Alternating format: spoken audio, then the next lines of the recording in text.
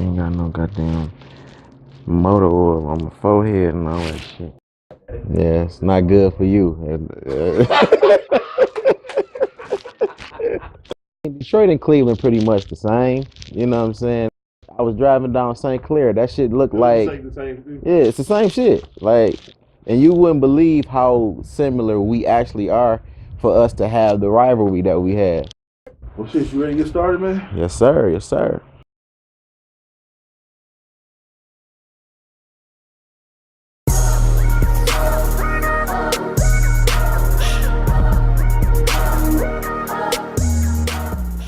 I would say I'm kind of weird. Like, I only am interested in certain things. I don't really have any hobbies. I don't have like a favorite place or pastime. I'm just a boring dude. I read, I podcast because I don't like having the same typical conversations.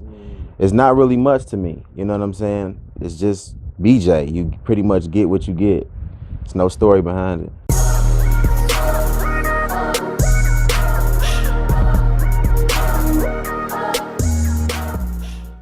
A lot of insecurity, not necessarily having the answers I needed growing up, not really having proper role models. So I had to like internalize a lot of the questions growing up so long that by the time I got to an adult, it was like rage. Like I just had to know, you know what I'm saying? Like tell me what it was, tell me what it is, tell me the truth. You know, like I had to fight for clarity. So like a lot of the stuff that I talk about in my show is mostly stuff that I've been going through my whole entire life and just still trying to find them answers, you know.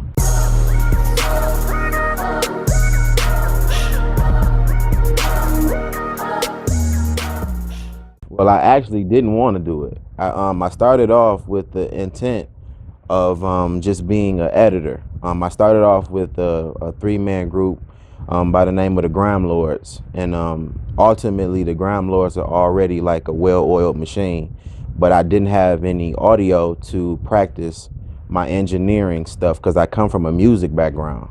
So I pretty much like stood in for one of the guys who typically edited the show.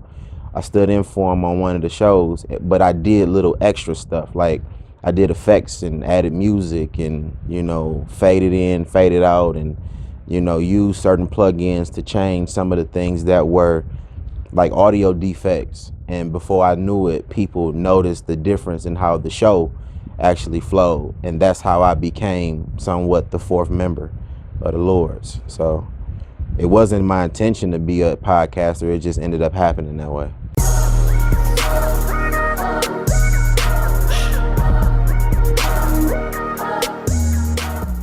It was ultimately self-taught. I came up under some old heads, two men by which I won't speak their names because I really don't care for them, but it was two dudes that kind of took advantage of me as a youngster trying to learn how to produce. I actually had a couple of beats that they took from me and sold to LJ Reynolds from the Dramatics.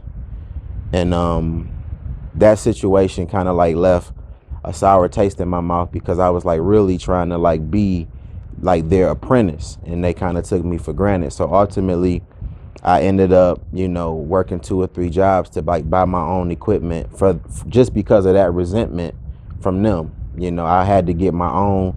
I didn't want to like, you know, be up under them no more. So I ended up getting my own stuff and just sat on YouTube and learned how to make beats and learned how to chop and do little stuff.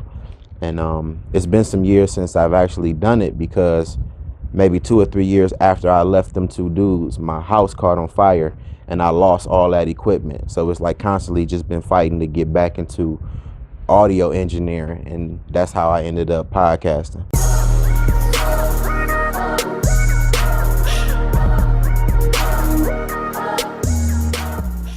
My creative space is probably the most peaceful and exciting place to exist in. I set the boundaries. There is no limitations. Nobody tells me what to do, what to say. I would rather spend more time here than any other place in my life. Like sometimes it's actually a more conducive way of dealing with my anger too, because I do have an anger issue. So like, beating on the drum pad or, doing something to that extent of creativity kind of like takes some of the edge off in your everyday life. So I definitely would reside here more than any other place. I think my creative space is better to me than an actual vacation.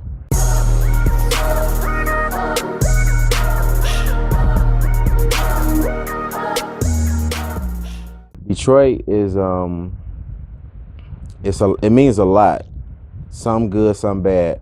I will say like the bad has probably, I would probably say that comes from us not knowing what our real potential is.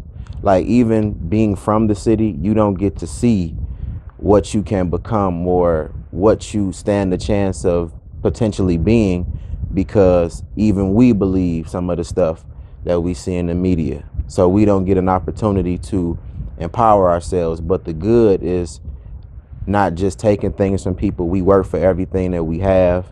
We believe in morals and integrity. The no-fly zone. We don't take nobody's shit. Like we actually work hard for what we get. So we deserve everything that we get. So it's a lot that comes from Detroit. It's probably the only place that you can go that you don't realize you're gonna have a great time in, just because everybody's opinion gets to you before we actually do. So, that's what I say about my city.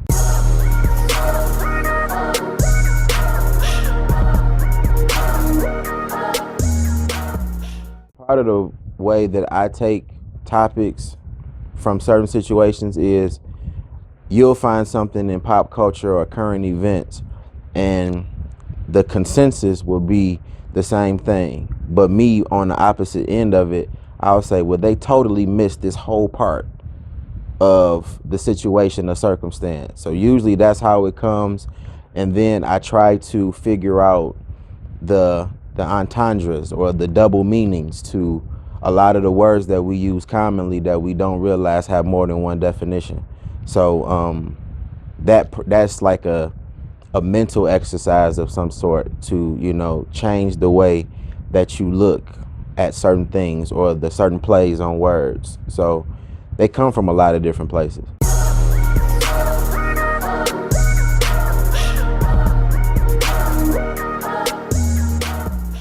This is kind of like far-fetched, but ultimately my end goal from podcasting is I want to be a part of some larger scale of network.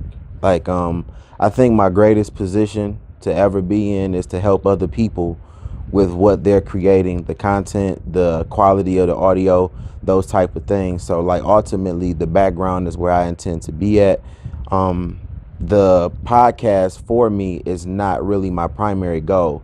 I just use it to show you what I'm ultimately trying to do. Like you're hearing the audio quality that I could give you by listening to my show, or you can hear the production whether it's writing or scripting the content or the show. Like you're hearing these things from me so that I can do it potentially for you.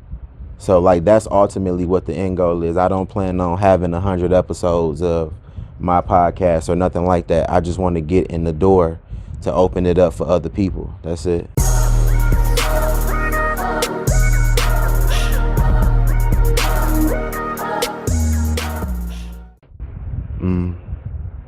Love to me